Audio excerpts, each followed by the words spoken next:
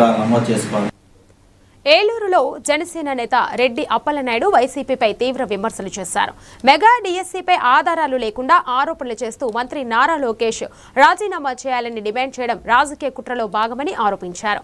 కూటమి ప్రభుత్వం పారదర్శకంగా డీఎస్సీ నిర్వహిస్తుందని, నిరుద్యోగ యువతకు ఉద్యోగ అవకాశాలు కల్పించడమే లక్ష్యమని తెలిపారు. ప్రజలను తప్పుదోవ పట్టించే రాజకీయాలను వైసీపీ మానుకోవాలని సూచించారు. రాష్ట్రంలో పనిపాటు లేనటువంటి వైఎస్ఆర్ పార్టీ నాయకులు కూటమి ప్రభుత్వం ఏర్పాటు కాగానే నారా చంద్రబాబు నాయుడు గారు, మరి ఉప ముఖ్యమంత్రి పవన్ కళ్యాణ్ గారు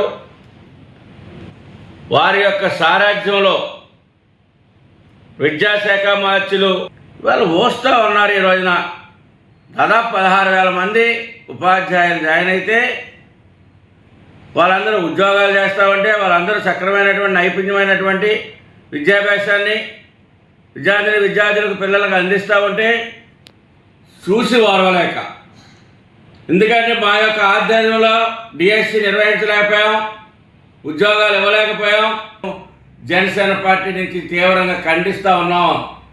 ఇప్పటికైనా బుద్ధి తెచ్చుకోండి, ఏదైతే అభివృద్ధిని స్వాగతించండి, ఎక్కడైనా ప్రజలకు అన్యాయం జరిగితే ప్రజల పక్షాన్ని మాట్లాడండి.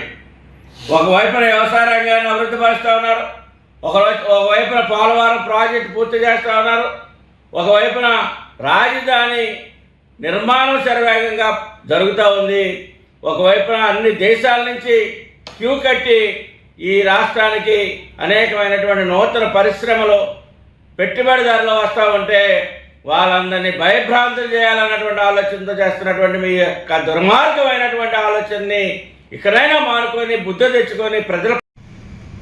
ఈరోజు రాష్ట్రంలో